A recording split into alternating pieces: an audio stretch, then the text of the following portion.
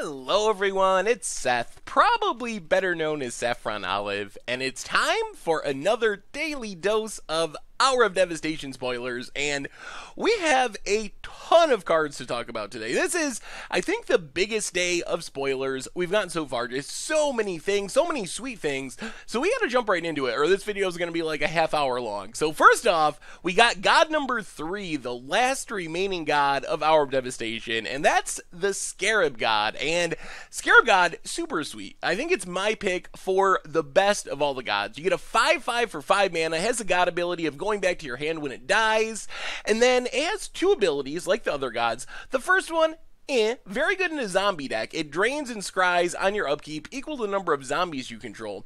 The second ability, though, is super sweet. It's basically Eternalize for 4 mana, and it hits any graveyard. You just exile a creature from a graveyard, you get a 4/4 copy of it. So if you compare this to the other gods, I think the Scarab God might be my favorite because it's a little cheaper than the Locust God, and I really think that the Eternalize ability is the single most powerful ability printed on any of the gods. There's just so many sweet things you can do with it. So, of course, there's some cool dream scenarios where you can get a Ulamog the Ceaseless Hunger, get a Torrential Gearhulk. You could build a deck, maybe bug colors that's built around milling yourself to get these big things in the graveyard. Of course, your Ulamog's going to be a 4/4, your Torrential Gearhulk's going to be a 4/4, but remember, it's a copy, so Ulamog, even as a 4/4, is still going to just eat away your opponent's library. Every time it attacks, it's still indestructible. You still get the enter the battlefield trigger of Torrential Gearhulk, so you get to flash something back. So there's a ton of value to be had by getting back creatures with powerful abilities, and in the worst case, having a creature that's already pretty decent as a 5/5 for 5 that can just make a steady streams of 4/4s for 4 mana is pretty powerful. It makes me really think that Scarab God could be very good. However, in Standard, probably the more likely scenario is you just play a normal deck. You're playing blue-black control, you're playing Sultai midrange, something along those lines, and you just kill some stuff with Grasp of Darkness, Fatal Push. As a game of Magic goes along, things just happen to die. That's kind of how Magic works, and then eventually, you got a bunch of mana, and you can just get so much value with the Scarab God. Getting back just regular creatures, Rogue Refiners, it's a 4/4, draws you a card, Servant of the Conduit makes you mana, Ishkana can get you some spiders, so just getting back whatever random thing your opponent happens to play, even if it's just a 4/4 for 4, is still super strong. So in Standard, I think it could definitely find a home as kind of the top end of a mid-ranger control deck. And then, the other thing about the Scarab God is it might be the best blue-black zombie commander. The one I think of right away is Jisa and Geralf, which is probably the primary blue-black zombie commander right now, and I think the Scarab God is just straight up better. When you get a bunch of zombies on the battlefield, and oh yeah, I forgot to mention with Standard, I don't think you really play this in a zombie deck. In Commander you will, but in Standard I don't think you play this in zombies. However, once you start eternalizing, those tokens are zombies, so eventually you're going to drain a little bit here and there, scry a little bit here and there, and it kind of supports itself. But in Commander, I think this is a blue-black zombie commander. Play a bunch of zombies, do a bunch of scrying, drain your opponent out of the game. In Commander, people use their graveyards, play big things, so you're going to have sweet things with sweet abilities, acidic slimes and terastodons and so forth to get back from the graveyard. So I think this is awesome in Commander, and plus, like the other gods, you get around the Commander tax by it bouncing back to your hand instead of your command zone, so just a super strong blue-black zombie commander, and could even just be played as a blue-black commander in general. It doesn't have to be a zombie deck. So super excited for the Scarab God. Think it'll be sweet in Standard and probably an all-star commander in the Commander format. Next on our list, we have the green member of the Overexert cycle, Ronis' Last Stand, and this card is super crazy. 2 mana, you get a 5/4. It's one of the biggest things you can possibly get for 2 mana. The downside, of course, like the rest of the members of the cycle, is your lands don't untap during your untap step. Comparing Ronis' Last Stand to something is actually really challenging. There are a few cards in Magic's history that have had 5 power for 2 mana. Most of them have super huge downsides. Sheltering Ancient, your opponent has to have a creature, and you keep growing their creatures. Tempting Worm lets your opponent just dump their entire hand on the battlefield. Lupin Prototype, it doesn't become a creature until you meet a really hard-to-meet condition of having no cards in hand or your opponent having no cards in hand. So I think Ronis' Last Stand's drawback is probably the least impactful of similar cards we've seen in Magic's history. However, in Standard, there's a huge problem. If you time walk yourself on turn 2, which is basically what happens when you don't untap your lands, and your opponent just fatal pushes your 5/4, that is potentially just a game-losing tempo swing. So all these cards are so hard to evaluate. It's just such a unique and weird ability. The stats on the card are great. Will it find a home in Standard? I don't really know. I think we really got to play with these cards to find out. Last thing I wanted to mention is in older formats like Modern, it does have some interesting potential because of Mana Dork. So if you can play a Land of War Elves, Noble Hierarch, Birds of Paradise on turn 1, use that mana as one of the mana casting Ronis' last stand, you kind of somewhat get around the drawback of your lands not untapping. Still, in Modern, you're competing with Wild Nakados and things like that. Ronis' last stand and the snake token it makes is way bigger than anything else you can play in that slot. So we'll have to see, but there could be a chance that this shows up in like mono green Stompy or something like that in Modern as well. Moving on, we have another green card, our green Mythic, Uncage the Menagerie, and this card is really interesting, but I'm not sure it's that good. So you can pay 2 and an X, and you search your library for up to X creature cards with different names that each have the converted mana cost of X, and you get to put them in your hand. So this card has been massively confusing. The text on it is a little bit tricky, but basically what this does, for example, is you're playing green-black Delirium or Energy in Standard. You pay 4 mana, so 2 and 2 for X. You can search for 2 2-drops. You can't search for anything with converted mana cost less or more than 2. You can't search for more or less than them. So that would mean you could pay 4 and get, let's say, Winding Constrictor or Grimflayer. Or you're playing a similar deck, a green-black deck in Standard. You could pay 5 mana, so 2 and X, and you could get 3 3-drops. So it would be like Tireless Tracker, Ronis, Rishkar, Pima Renegade. Is that good enough for this card to actually see play in Standard? I don't know. I mean, drawing 3 creatures for 5 mana isn't bad. It is some card advantage, so maybe it shows up as like a 1-of or something. It's also possible that you can vary your creatures a bit more and have some silver bullet answers.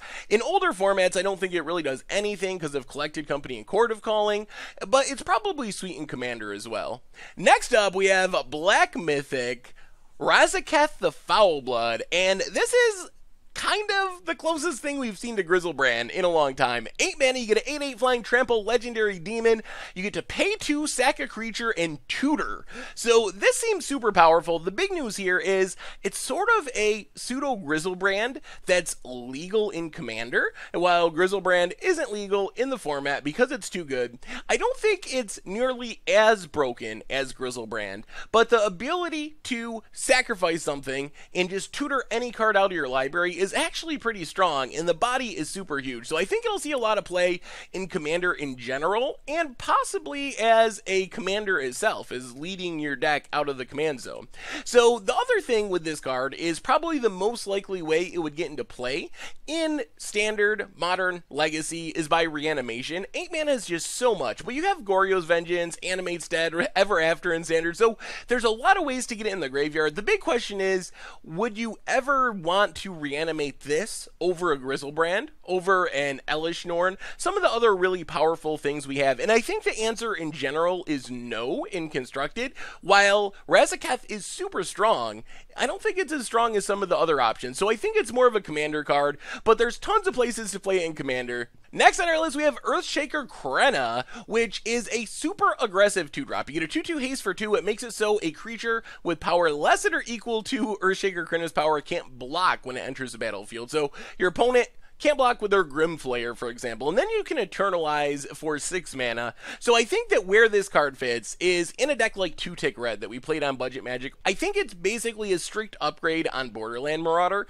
You lose 1 power, but the ability to make something unable to block, get in some quick damage is really nice. And while in a really aggressive red deck, you're hopefully not going to get to 6 mana very often, it is a nice late game play when everything goes wrong. Making something with power 4 or less not block means it's very likely to get in. It has haste so it can hit right away. So when the game somehow does go long and you're looking for that last point or 2 of damage, Earthshaker Crown can come back with Eternalize and finish things off. We also have Reshaping Piranhas, which I don't think this one's that exciting. when it comes into play, it pumps something equal to its power, so it's a 2-drop that can give your 1-drop, I guess, +2/+2, then you can internalize for 6, and it's a 4/4 that gives a creature +4/+4 to end a turn. The big problem here is it's a sorcery speed combat trick, and sorcery speed combat tricks are just rarely good. Your opponent can see them coming, it's easy to play around, easy to get blown out. So if this had flash or something, that would be exciting. The other thing is it's competing with Grim Flayers and Winding Constrictors and Servants of the Conduit, and I can't imagine, while these cards are in the format and kind of the key cards of their deck, that Reshaping Piranha is gonna sweep in and kick them out of their place. Moving into the land of uncommons, we have Claim to Fame, which might be one of the most pushed cards that we've seen. And we've been talking about some crazy mythics and rares, so Claim is essentially a slightly watered down version of Unearth. You get to put something, convert a mana cost 2 or less on the battlefield. Unearth is 3, but this has so much potential in Modern, basically working similar to a Kolaghan's Command, and we see the Unearth synergy being legacy playable along with Snapcaster. Just being able to play your Snapcaster, you just flashback a random cantrip or removal spell when Snapcaster dies, which it will because it's small, and you can chump with it. Then you just reanimate the Snapcaster, flashback something else. You can even use Snapcaster to flashback the Claim to get back something else, and there's a lot of sweet targets to get back in Modern. Death Shadow, Tarmogoyf, Thalias, there's so many creatures with converted mana cost 2 or less that are the mainstays of the format, and there's also some neat tricks with the Fame side. While I'm mostly excited about Claim being an Unearth, the ability to randomly get back a Death Shadow with haste, giving it +2/+0, is going to steal a lot of games out of nowhere, and the whole package is only 3 mana, which makes it the same as Kolaghan's Command. So while it's sort of competing with Kolaghan's Command in this grindy slot, I think that Claim to Fame is going to see a lot of play in Modern. As far as Standard, I don't think it's nearly as exciting or as important. I don't know if it'll even see play, but I'm super excited for the possibilities of Claim to Fame in Modern. Next up, we have Duru the Purified, which is a Planeswalker tutor. So it's kind of a Call the Gatewatch, also reminds me a little bit of Thalia's Lancers, and I think that it could see some play in Standard. We have seen Thalia's Lancers show up as like a one-of in a deck with Brusella and Bruna and things like that, and I think Duru the Purified can do something similar if you're playing a Super Friends deck, like a Mardu control deck, where you got Gideons and you got Sorens and you got Nahiris. It's pretty easy to play one of these and just use it as a reasonable but not great creature that also can search up whatever Planeswalker you need. If you need to kill something, Nahiri or Soren. If you want to take over the game and pressure advantage, Gideon. So I think it has a lot of potential there, and the ability to protect your Planeswalkers from damage isn't super strong, but it is helpful in some situations. Now we're moving down the list a little bit. Reason to Live, I mean, it's a cool Aftermath card. The top half scries 3, then the bottom half lets you look at the top card of your library. If it's a creature, you get to put it on the battlefield, otherwise it goes into your hand. So for 6 mana total, you can scry 3, and if you put a creature on top, put it right in the battlefield.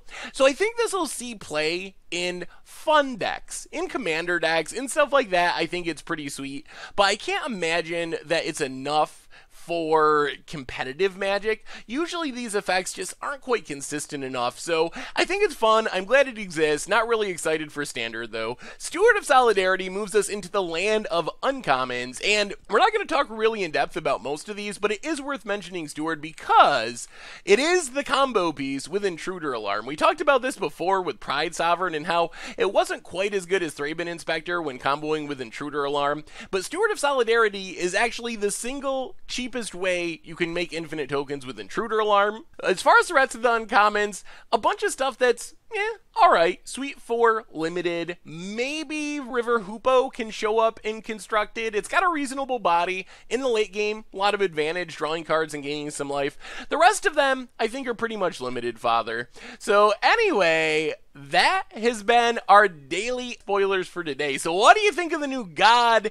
Do any of these cards have potential? How about Unearth in Modern? Is that card going to break the format with Death Shadow, or are things going to get banned? How about Ronis' Last Stand? How big of a drawback is that? Is not untapping your lands on turn 3 a deal breaker? Or is the 5 power on a 2-drop enough to make it see play? Am I missing something with Uncage the Menagerie that makes it awesome. How about Razaketh the Foulblood? Does that have any potential beyond Commander, or is it just an all-star in the Commander format? Let me know in the comments. Anyway, thank you very much for watching. I hope you enjoyed the video, and I will talk to you soon. Thanks for watching the video. If you enjoyed it, help us out by clicking that like button down below. And to keep up on all the latest and greatest, click that subscribe button. And don't forget to hit that bell icon to get alerts whenever we have new videos. And if you want to, check out some of our other sweet videos here and here.